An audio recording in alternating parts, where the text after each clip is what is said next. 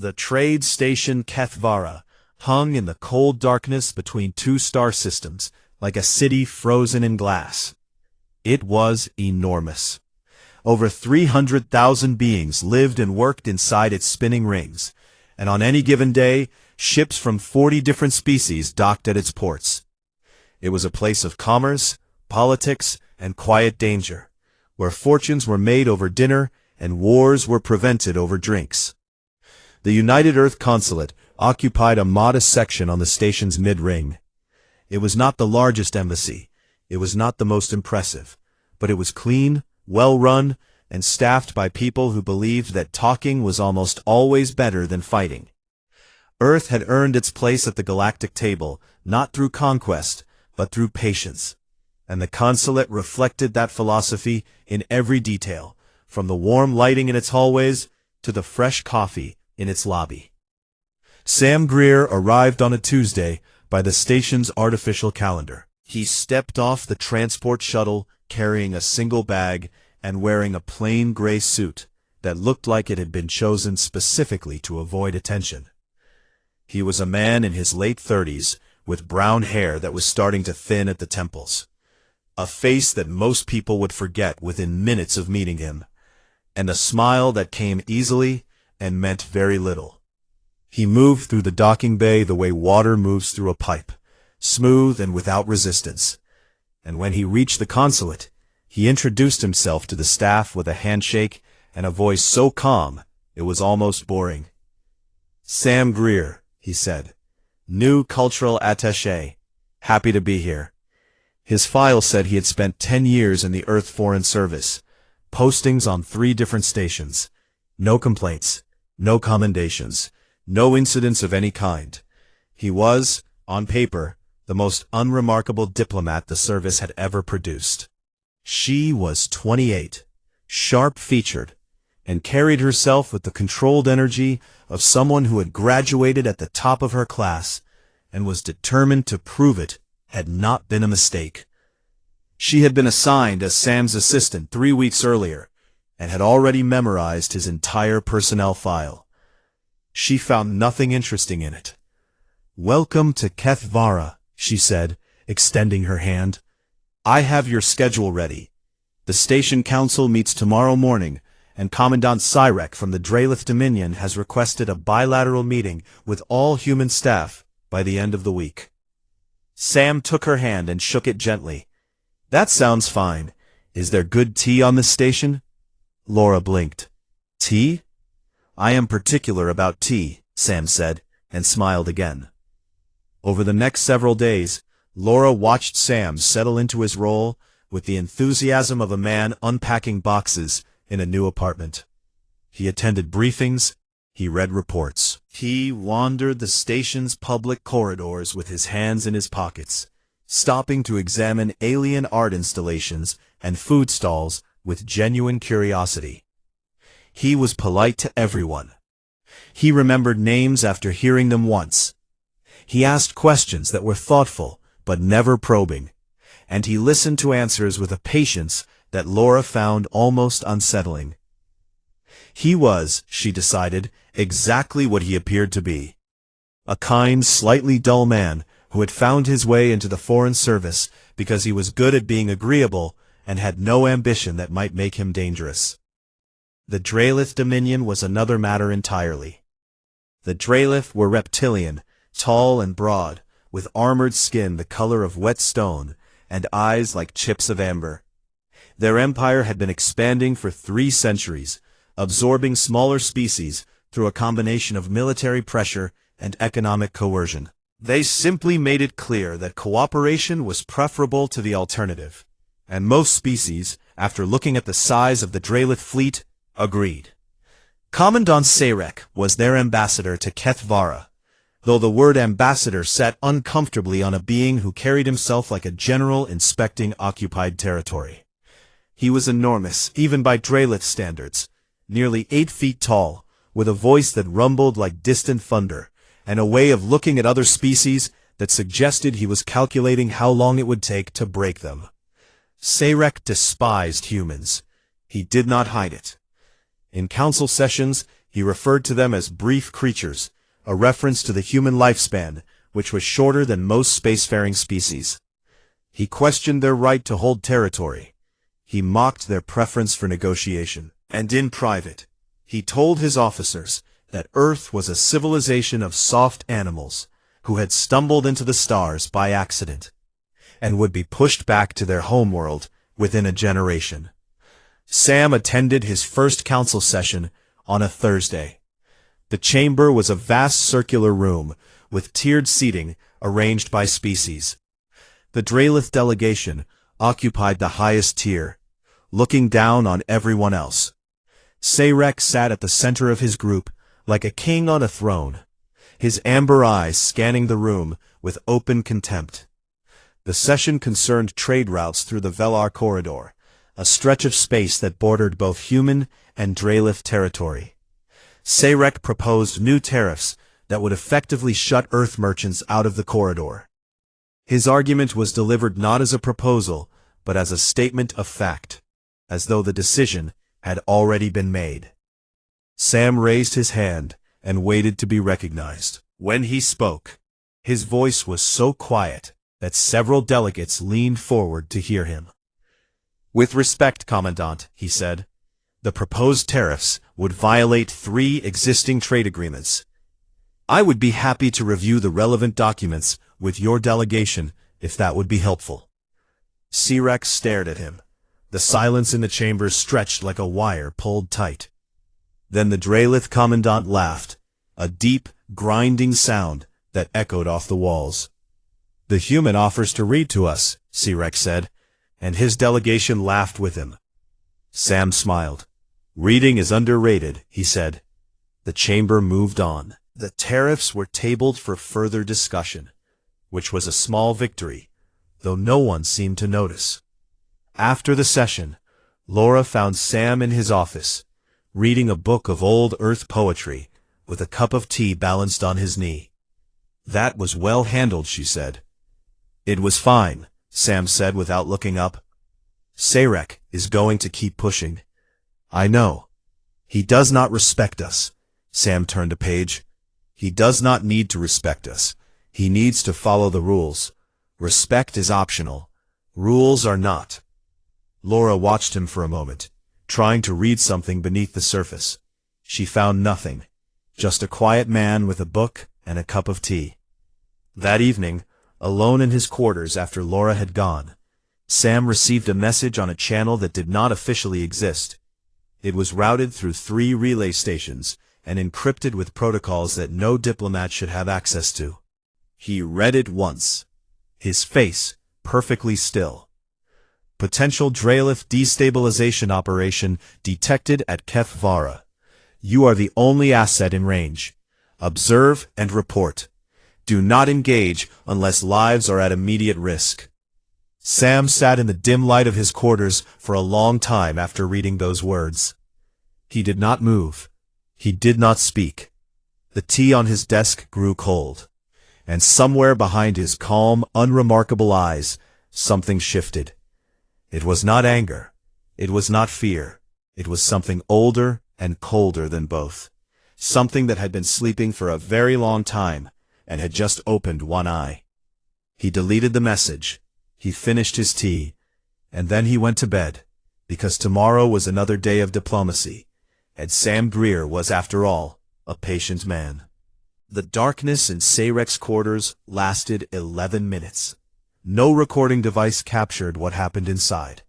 No microphone picked up the conversation. The station systems for that section had been disabled with the same quiet precision that had marked every other step of the night. And when they came back online, the logs showed only a gap, as though those 11 minutes had simply been erased from time. What the rest of the station saw was this. The door to Commandant Sayrek's quarters opened, and the Commandant walked out first. He was uninjured. There was no blood on him, no mark, no sign that anything physical had occurred. But the way he moved was different. The towering confidence that had defined every step he had taken on Kethvara was gone. His shoulders were lower. His amber eyes, which had always burned with contempt when they looked at other species, were dull and focused on the floor. He walked the way a man walks when he has just learned something about the world that he cannot unlearn. Behind him, 2 steps back and slightly to the left, Sam Greer stepped into the corridor. He was wearing the same rumpled diplomatic suit he always wore. The bruises from the beating 4 days earlier were still visible on his face, fading at the edges. His hands were at his sides. His expression was calm, pleasant, and completely unreadable. He looked like a man who had just finished a quiet conversation over tea. Sarek raised his communicator and spoke a single sentence to his remaining forces. "Stand down. Surrender your weapons to station security." His voice was flat and carried no emotion. He did not explain. He simply gave the order, and across the station, in corridors and cargo bays and maintenance tunnels, the surviving Draelith soldiers laid down their weapons. The Draelith delegation formally requested emergency transport off Kethvara within the hour. Station security, led by Chief Hagen, spent the next 12 hours piecing together what had happened. It was not easy. The evidence was scattered across 24 locations, and the picture it painted was one that Hagen struggled to accept, even as the facts stacked up in front of him like bricks. 43 Draelith soldiers had been neutralized. Some were dead. Most were alive but incapacitated, with injuries to joints, nerve clusters, and pressure points that suggested an attacker with an intimate knowledge of Draelith anatomy. Key station systems had been manipulated with a precision that should have required an engineering team, redirecting the Draelith squads into kill zones, and sealing civilian areas from the inside. Camera systems had been disabled in specific sections, and restored afterward, leaving gaps in the footage that told their own story. And all of it, every engagement, every system override, every locked door and darkened corridor, had been done by one person in under 3 hours. Hagen stood in his office, staring at the tactical reconstruction on his display, and said nothing for a very long time. He had spent 30 years in security. He had seen Korathi warriors, Thessian commandos, and Draelith shock troopers in action. He had never seen anything like this. Not because of the body count, though that was staggering, but because of the control. There was no collateral damage, no civilian injuries, no systems permanently damaged. Whoever had done this had moved through a station of 300,000 people like a blade through water, cutting exactly what needed to be cut and nothing else. He looked at Sam Greer's diplomatic file one more time. Cultural attaché. 10 years in the Foreign Service. No incidents. Hagen closed the file and did not open it again. The Earth Patrol vessel Steadfast arrived the following morning, 9 hours after Laura's initial alert. Its captain, Commander Danny Cole, stepped off the shuttle expecting chaos. He had read the situation reports during the approach and had prepared his crew for a hostage rescue, a firefight, or both. What he found instead was a quiet station returning to normal operations and a diplomatic crisis that had already been resolved. Laura met him at the docking bay. She was composed but tired, with the look of someone who had not slept and was running on willpower alone. She briefed him quickly, efficiently, and with a careful omission of certain details that she had decided were not hers to share. Danny found Sam in the consulate's common room. The diplomat was sitting in his usual chair by the window, a cup of tea in his hand, reading a book of old Earth poetry. He looked up when Danny entered, and something passed between them that did not need words. Danny had read Sam's real file, the one that existed only on servers buried beneath Earth's military headquarters, encrypted with protocols that would destroy the data before allowing unauthorized access. He knew what Sam Greer was. He knew what Sam had been. Danny looked at the bruises on Sam's face, and then at the calm, kind eyes behind them, and simply nodded. Sam nodded back. "Hell of a first posting," Danny said. "I have had worse," Sam said, and offered him tea. The Galactic Council convened an emergency session that afternoon. Every delegation was present, and the air carried the electric tension of a community that had just realized how close it had come to disaster. The Dralith seats were empty. The Council condemned the Dominion's actions unanimously. Trade sanctions were proposed and seconded within minutes. A formal investigation was authorized. The Dralith ambassador's credentials were revoked, and a demand was issued for the Dominion to account for the unauthorized military personnel who had been smuggled onto the station. But the formal proceedings were not the real story. The real story was in the way the other delegations looked at the human section of the chamber. For weeks, they had watched Sam Greer absorb insults, endure threats, and take a beating without retaliation. They had pitied him. They had dismissed him. They had looked at humanity and seen a species that was too soft, too gentle, too short-lived to survive in a galaxy where strength was the only currency that mattered. Now they understood that they had been looking at the wrong thing.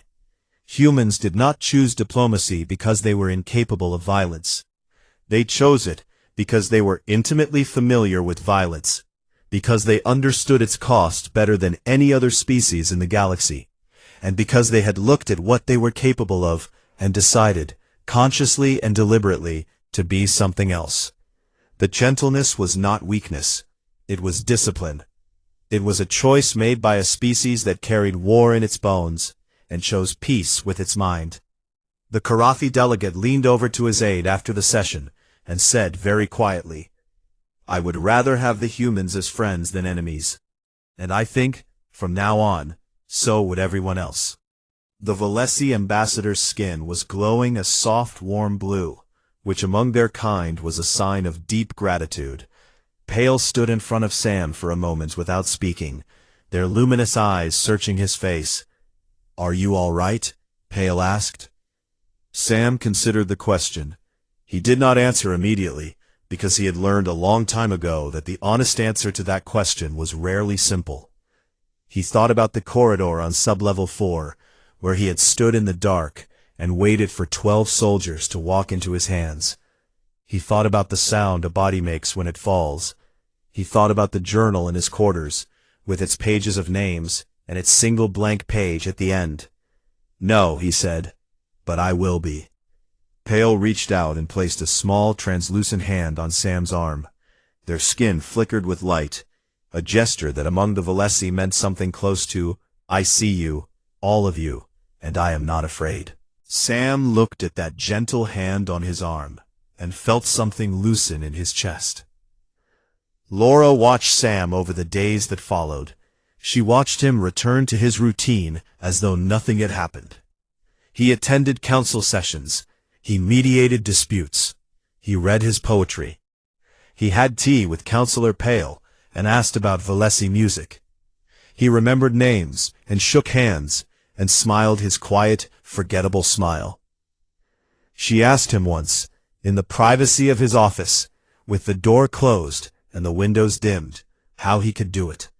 How he could go back to being this person after what she had seen him do. Sam set down his tea and looked at her. His eyes were warm and tired, and carried a weight that she was only beginning to understand. "This is not aversion, Laura," he said. "This is who I fought to become." She held his gaze for a moment, and then she nodded, because she understood. Not everything, not yet, but enough. That night, Sam sat alone in his quarters for the last time, before life returned to what passed for normal on Kethvara. He took out the leather journal and opened it to the last page, the one he had kept blank. He picked up a pen and held it over the paper for a long time. Then he wrote. Not names, not this time. He wrote a single line from the poem he had been reading the night the Dralith came for him, the one about the distance between who a person is and who they wish they could be. And still, after all this time, the sun has never said to the earth, "You owe me." Look what happens with a love like that. It lights the whole sky. He closed the journal, He set it on the table beside his bed. He turned off the light. And in the quiet darkness of a trade station spinning between the stars, a diplomat who carried death in his hands and chose mercy with his heart, closed his eyes and slept. Outside the viewport, the nebula burned in silence, painting the darkness with light. The station hummed around him, 300,000 lives continuing in the safety he had given them. And somewhere in the corridors, a young Valesi child pressed their face to a window and watched the stars, their skin glowing faintly with the soft, fearless light of a species that had learned, on this night, that gentleness and strength are not opposites. They are the same thing, worn differently. The Draelith moved at 2 a.m. by the station's clock. It was the quietest hour on Kethvara, when the lights dimmed to simulate night, and most of the population slept behind sealed doors. The corridors were empty. The shops were dark. Even the security patrols were at their thinnest, because no one had ever launched a military operation on a trade station before. And the systems in place were designed for drunken brawls and petty theft, not war. 72 Draelith soldiers emerged from cargo holds, maintenance bays, and storage rooms across the station. They had been arriving for weeks, hidden in freight shipments, and logged under false names. They were armed with pulse rifles, sidearms, and the quiet confidence of a species that had never lost a fight against an opponent smaller than themselves. Their orders were simple: seize the command center, take the communications array, lock down the docking ring, hold the station hostage. Commandant Sarek coordinated from his quarters, monitoring his teams through encrypted communicators. The plan was elegant in its brutality. Once Kethvara was under Draelith control, Sarek would issue demands to the Galactic Council. Territorial concessions, trade monopolies, the formal acknowledgement of Draelith's superiority in the contested sectors. Any species that resisted would find their citizens trapped on a station with 70 armed soldiers and a commander who had no interest in mercy. The first team consisted of 12 soldiers tasked with taking the command center. They moved through the station's lower corridors in 2 columns, their boots heavy on the deck plates, their weapons charged and ready. They were experienced, disciplined. They had done this kind of thing on smaller stations before, and it had always gone smoothly. The smaller species froze. The larger species surrendered. No one ever fought back, because fighting back against the Draelith was not a strategy. It was a death wish. They reached a maintenance corridor on sublevel 4, a stretch of tunnel that connected the cargo section to the administrative level. The lights in this section were off. One of the soldiers tapped his communicator and reported a possible electrical fault. His squad leader ordered him to continue. They continued. Sam was waiting in the dark. He had disabled the cameras in this section 6 hours earlier, using a maintenance override code he had obtained from Administrator Corin's systems during their tea. He had been standing in the darkness for 40 minutes, breathing slowly, his heartbeat at a steady 52 beats per minute, which was low even by his standards. The sensor patches on his wrists fed him information about the approaching soldiers, their body heat, their spacing, the rhythm of their steps. 12 targets, 2 columns of 6. The corridor was narrow enough that they could not spread out, and the darkness meant their advantage in size became a disadvantage in mobility. They were bunched together, relying on their armor and their numbers, and they had no idea that the geometry of this space had been chosen for them by a man who had spent 2 weeks deciding exactly where this fight would happen. Sam moved. The first soldier never saw him. A strike to the throat, precise and controlled, dropped him without a sound. The second turned at the noise of his companion falling and met an elbow that shattered the bridge of his nose and sent him backward into the third. Sam used the collision to create space, stepping past the tangle of bodies with a fluidity that belonged to something other than a diplomat. The thin blade came out, not to kill, but to disable, finding the gaps in Drelith armor at the joints and nerve clusters, with a knowledge that spoke of years of study. The corridor became a narrow, dark nightmare for the Drelith. Their size worked against them. Their training, designed for open battlefields and boarding actions, had no answer for a single figure that moved between them like smoke, striking from angles that should not have been possible, using their own bodies as shields and obstacles. Sam did not fight the way a human was supposed to fight. He fought the way water erodes stone, flowing around resistance, finding every crack, never stopping. It lasted 87 seconds. When it was over, 12 Drelith soldiers lay on the deck. Some were unconscious. Some were groaning, clutching joints that no longer worked properly. 2 were not breathing. Sam stood among them, not even winded, and listened to the silence. Then he stepped over the nearest body and moved on. The second team was a group of 8 heading for the communications array. They were already encountering problems. Doors that their codes should have opened remained sealed. Corridors they had planned to use were blocked by emergency bulkheads that had dropped for no apparent reason. They were being funneled, though they did not realize it, guided by a series of small, invisible manipulations into a narrow passage near the engineering level. Sam reached the passage before they did. He had 2 minutes. He used them to check his sidearm, verify the suppressor, and position himself behind a structural beam that provided cover from 3 directions. When the 8 soldiers came around the corner, confused and frustrated by the route changes, they walked into a space where every advantage belonged to someone else. 2 shots per target, center mass, placed with a precision that a targeting computer would have envied. The Drelith soldiers were wearing light armor, standard for an infiltration operation, and the rounds Sam used were designed to defeat exactly that type of protection. The first 4 went down before the remaining 4 understood what was happening. The 5th managed to raise his weapon. Sam shot him twice before the barrel came level. The 6th fired blind, his pulse round burning a scar across the wall 2 feet from Sam's head. Sam adjusted, moved 3 steps to the left, and put him down with 2 shots through the armor's neck joint. The last 2 tried to retreat. They made it 4 steps. Sam reloaded. His hands were steady. His breathing had not changed. In his quarters, Commandant Cyrek was receiving silence. Team 1 had missed their check-in. He opened a channel to his 3rd team, the squad assigned to secure the reactor, and ordered them to report. They reported that they were on schedule. Cyrek ordered a runner to find Team 1.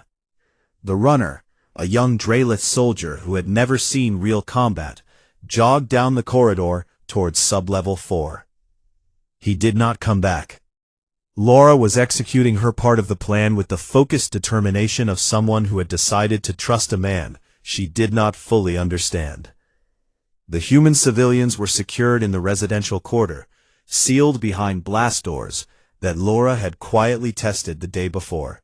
She had warned the Valesi delegation through a back channel, and Counselor Pale had moved their people into their embassy and locked it down without asking questions, because Pale had looked into Sam's eyes during their last conversation and had seen something that told them to listen. The station's chief of operations, Administrator Corin, received a gentle alert on her personal communicator. It was from Sam, sent an hour earlier, suggesting that a partial lockdown drill might be wise, given the elevated diplomatic tensions. Corin, who trusted Sam's judgment for reasons she could not fully articulate, activated the lockdown for civilian areas. Blast doors sealed. Emergency lighting came on. The civilian population of Kethvara woke to find themselves safe inside hardened sections of the station, and had no idea why. Sam worked through the station, the way a surgeon works through an operation. There was no rush, no wasted motion. Every step had been planned days in advance. Every corridor walked and measured, every engagement zone chosen for its advantages. He moved through the maintenance tunnels to reach the reactor team, emerging behind them in a space they thought was secure. He neutralized the squad at the docking ring by sealing them in a cargo bay and venting the atmosphere to unconsciousness levels before they could breach the door. He was a ghost in the machine, moving through spaces no one knew he had mapped, striking from directions no one thought to guard. A surviving Draelith officer, the only member of the docking ring team who had been outside the cargo bay when the doors sealed, managed to reach Sayrek by communicator. His voice was shaking. He reported that something was moving through the station, taking out their teams one by one.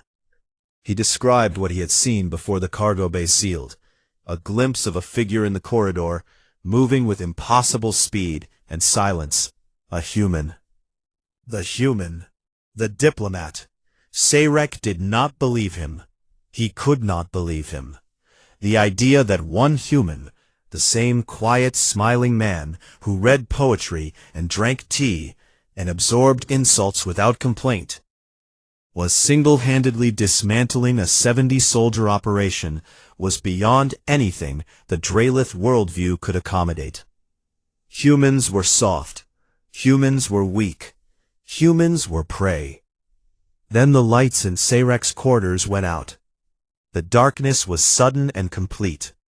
Sayrek reached for his sidearm, but before his hand touched it, he heard the door lock engage with a heavy, final sound. His communicator went dead. The emergency lighting did not activate. He was alone in the dark. And then a voice spoke. Quiet, calm, almost gentle. The same voice that had cited trade law in council sessions and complimented the Valesi on their music. The assault on Sam was recorded by 2 security cameras at the ends of the corridor.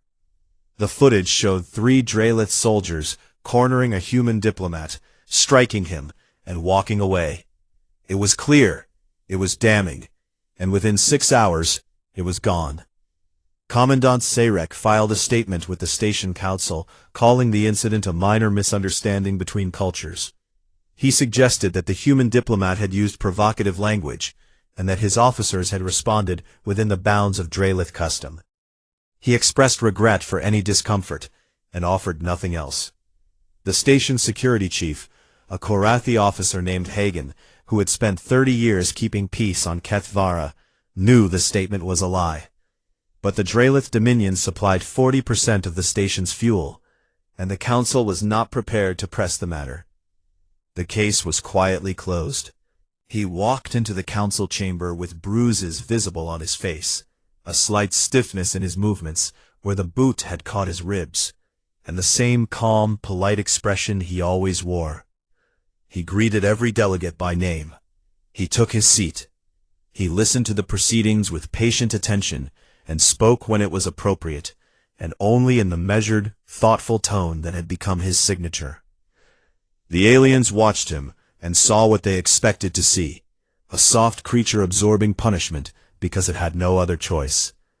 Even the species that were sympathetic to Earth shook their heads in private. The Korathi delegate told his staff that the humans were decent people, but too gentle for the real galaxy. The Thessian observer noted in her report to her government that Earth's diplomatic corps appeared to lack resilience under pressure. The general consensus was one of pity mixed with faint contempt. They were all wrong, but they had no way of knowing that.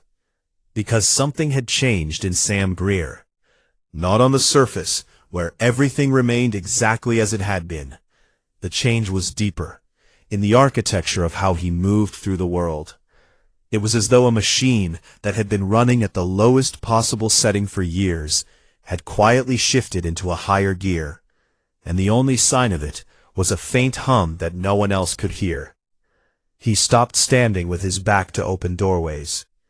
This was not something anyone noticed consciously, but if someone had tracked his position in every room he entered over the following 3 days, they would have found that he always placed himself where he could see every entrance and exit, where his back was to a wall or a solid surface, and where the nearest cover was within 2 steps.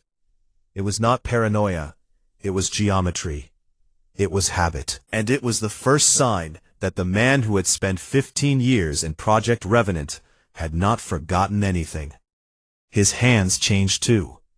They had always rested casually at his sides, or folded on the table in front of him. Now, they rested the same way, but differently. Loose, ready, the way a pianist's hands rest on the keys before the music starts. Sam began making requests. Each one was small, reasonable, and completely harmless on its own. He asked Counselor Pale to give him a tour of the station's maintenance tunnels. He told the Valesi ambassador that he was writing a report on station infrastructure, and wanted to see how different species had contributed to the engineering. Pale was delighted to help. The Valesi had designed much of the station's environmental systems, and Pale walked Sam through kilometers of tunnels, pointing out air filtration units and water recyclers with obvious pride. Sam listened attentively, asked intelligent questions, and quietly noted every junction, every hatch, every point where the tunnels intersected with the main corridors. He borrowed access codes from a Karathi merchant named Drell, a friendly trader who dealt in rare minerals, and owed Sam a favor for helping resolve a customs dispute the previous week. The codes granted access to the cargo level, where freight was stored before distribution. Sam told Drell he needed to verify a shipping manifest for the consulate. Drell handed over the codes without hesitation. Sam spent 2 hours on the cargo level, walking between containers, checking sightlines, and memorizing the layout of a space that most station residents had never visited. He had tea with the station's chief of operations, an elderly Thessian named Administrator Corin, who had been running Kethvara for 2 decades, and knew every system on the station the way a parent knows their child. Sam asked about emergency procedures, lockdown protocols, and evacuation routes, framing his questions as the natural curiosity of a diplomat who wanted to be prepared in case of an accident. Corin found him charming and answered everything. Within 48 hours, Sam Greer knew Kethvara better than the people who had built it. Meanwhile, Laura was carrying out the instructions Sam had given her. She did not fully understand them, but she followed them precisely, because something in Sam's voice when he handed her the datapad had made her understand that these were not suggestions. She quietly moved all human civilians closer to the consulate. She framed it as a routine safety consolidation, something the Foreign Service Handbook recommended during periods of elevated diplomatic tension. No one questioned it. She made sure the consulate's emergency shuttle bay was fueled, cleared, and ready for departure at a moment's notice. She established a private, encrypted communication link with the nearest Earth patrol vessel, the Steadfast, which was currently 9 hours away at maximum speed. She tested the link twice to make sure it worked. When she reported back to Sam that everything was done, he nodded and said, "Thank you, Laura. You did well." "Sam," she said, and then stopped, because she did not know how to ask the question that had been building inside her for days. The question was simple. It was just 3 words. "Who are you?" But she was not sure she was ready for the answer. "It is going to be fine," Sam said gently, and the way he said it made her believe him, even though she knew, somewhere deep in her gut, that fine was not the right word for what was coming. That night, Sam sat in his quarters and sent a coded message through the same invisible channel that had delivered the original warning. His message was brief. Draelith staging hostile action at Kethvara. Estimated 70 armed personnel beyond diplomatic allowance. Civilian population at risk. Requesting rules of engagement. The reply came in 11 minutes. It was 4 words. "Protect Earth citizens. Authorized." Sam read the message once, then erased it. He stood and walked to his closet, where behind his neatly pressed diplomatic suits, a locked case sat on the floor. He had carried it through diplomatic customs at 3 stations, and it had never been opened, by anyone but him, because diplomatic pouches were protected under galactic law, and no one had ever had a reason to question what a quiet, boring cultural attaché might keep in his luggage. He opened the case. Inside, on the left, was a small leather journal, old and worn. He picked it up and held it for a moment. The journal contained names. Every name was a person he had killed during his years in Project Revenant. He had started writing them down after his third mission, when he realized that if he did not record them, he might begin to forget, and forgetting seemed worse than remembering. The last page of the journal was blank. He had kept it blank on purpose, as a promise to himself that the list was finished. He set the journal aside.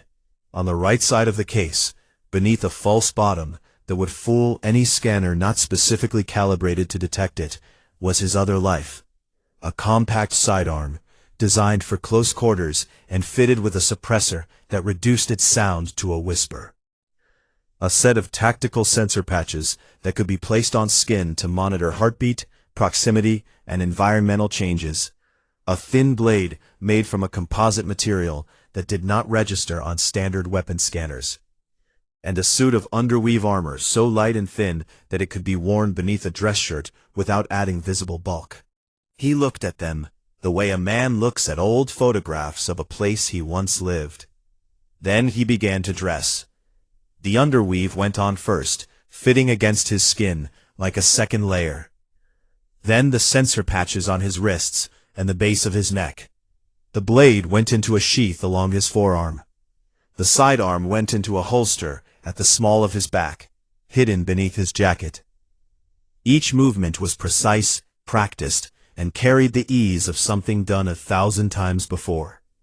When he was finished, he stood in front of the small mirror on his wall and looked at himself.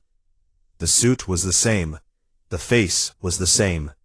The bruises from the beating were still visible, fading from purple to yellow at the edges.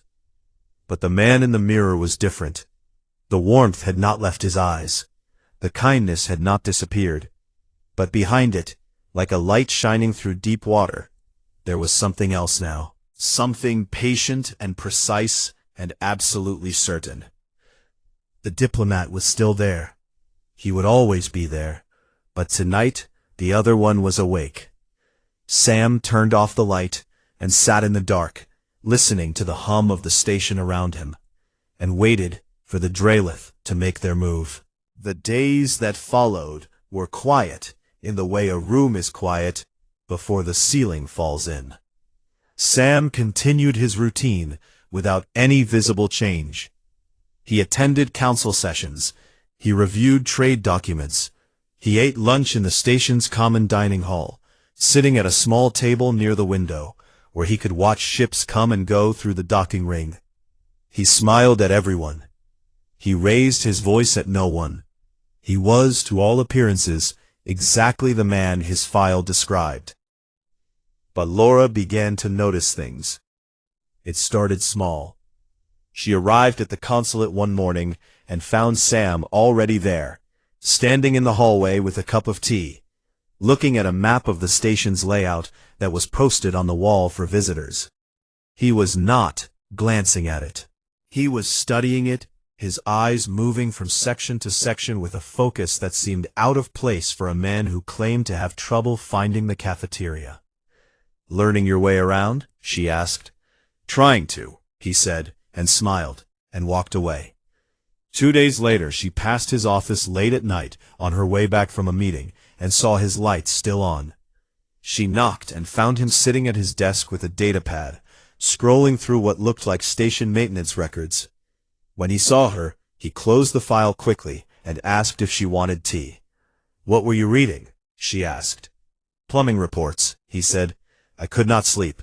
This station's water recycling system is surprisingly interesting." She did not believe him, but she did not know what else to say, so she said good night and left. Sam had begun walking the station at odd hours. He moved through the commercial district during the quiet periods between shifts, when the shops were closed and the corridors were nearly empty.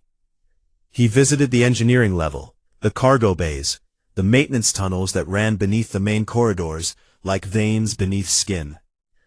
He told anyone who asked that he was working on a cultural report about station architecture.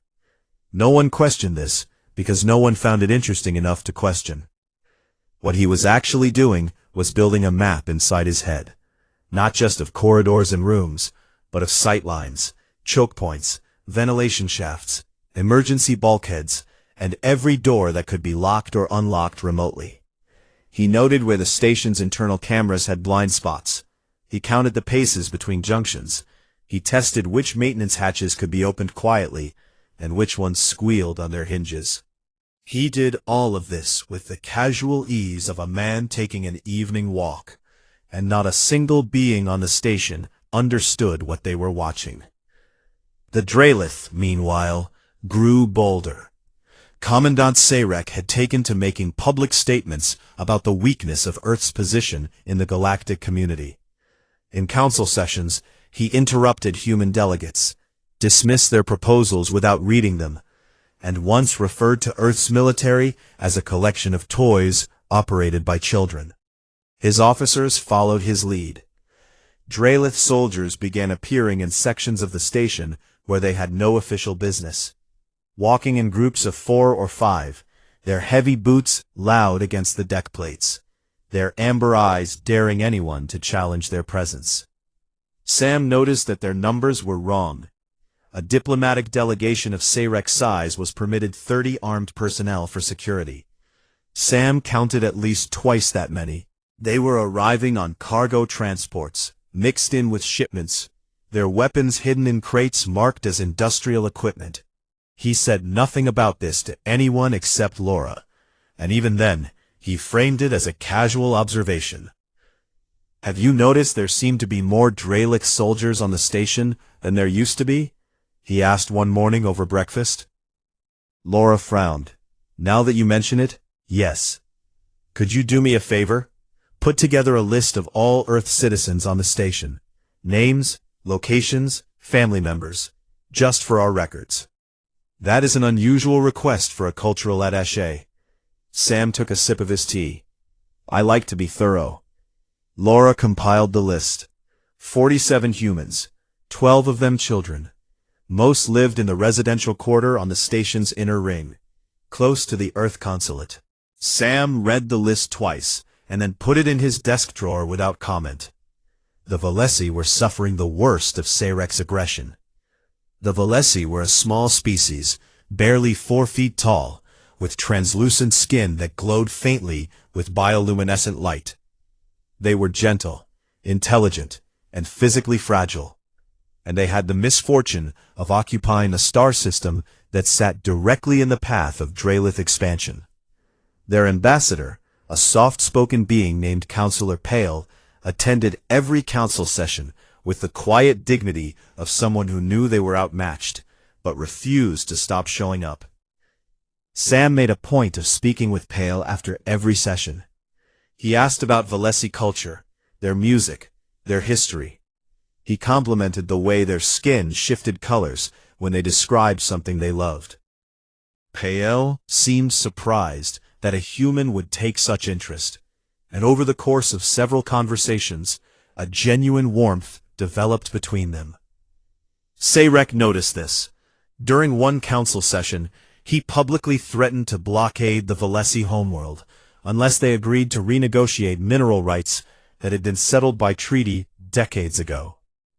Pale's light dimmed visibly, a sign of deep distress among their kind. Sam raised a procedural objection, citing 3 separate articles of galactic trade law. His voice was steady and calm. He did not attack Sarek. He simply placed facts on the table like stones, and let their weight speak for itself. Sarek turned his amber gaze on Sam. The room went silent. "You speak well for a creature that will be dead of old age before my youngest officer reaches maturity," the Commandant said. "Perhaps you should spend your remaining years more wisely than defending those who cannot defend themselves." Sam met his eyes without flinching. "Defending those who cannot defend themselves is the best use of any years, Commandant. however many one has. A murmur passed through the chamber. Several delegates looked at Sam with something approaching respect. Sarek looked at him with something approaching contempt. The breaking point came 3 days later. It was evening by the station's clock. Sam was walking back to the consulate through a secondary corridor on the mid-ring, a route he often took because it was quiet, and passed by a viewport that offered a good view of the nebula outside. He was thinking about a line from a poem he had been reading, something about the distance between who a person is and who they wish they could be, when a voice behind him said, "Human." Sam turned. 3 Draylit soldiers stood in the corridor. The one in front was a junior officer, young by Draylit standards, with a scar across his jaw and the restless energy of someone looking for trouble. The 2 behind him were larger and quieter, the kind of soldiers who did what they were told without thinking about it. "Can I help you?" Sam asked. The junior officer stepped closer. He was a full 2 feet taller than Sam and outweighed him by at least 100 pounds. "Your words in the council chamber. You embarrassed the commandant." "I cited trade law," Sam said. "Trade law is not personal. Everything is personal." Sam could see where this was going. He had seen it before, in other places, in other lifetimes. The posture, the clenched fists, the way the 2 soldiers behind the officer shifted their weight to block the corridor. He could feel the geometry of the situation, the way a musician feels the shape of a chord, every angle and distance registering in a part of his brain that had never truly gone to sleep. He chose to walk away. He turned his back, which in Draylit culture was an act of dismissal, and took 2 steps before the officer's hand closed around his arm and threw him into the wall. The impact drove the air from his lungs. Before he could recover, a fist struck him across the jaw, snapping his head to the side. A boot caught him in the ribs as he fell. The 3 soldiers worked him over with the casual efficiency of predators swatting at something small, laughing as they did, confident that the cameras in this corridor were conveniently offline and that no one would come. It lasted perhaps 90 seconds. Then they walked away, still laughing, leaving Sam on the corridor floor with blood on his lip, a bruise swelling along his cheekbone, and a sharp pain in his side where the boot had connected. He lay still for a moment, not because he could not move, but because he was listening to the sound of their boots fading down the corridor, counting their steps, measuring the distance, noting the rhythm. Then he stood up, slowly, carefully. He wiped the blood from his mouth with the back of his hand and leaned against the wall, breathing through the pain. His face was calm. His eyes were not. Laura found him 10 minutes later. She froze in the corridor, her face going white. "What happened? Who did this?" "It does not matter," Sam said. "It absolutely matters. I am calling station security. I am contacting Earth Command." "Not yet." His voice was quiet, but carried a weight that stopped her mid-step. She looked at him, really looked at him, and for the first time she saw something in his eyes that did not match the man she thought she knew.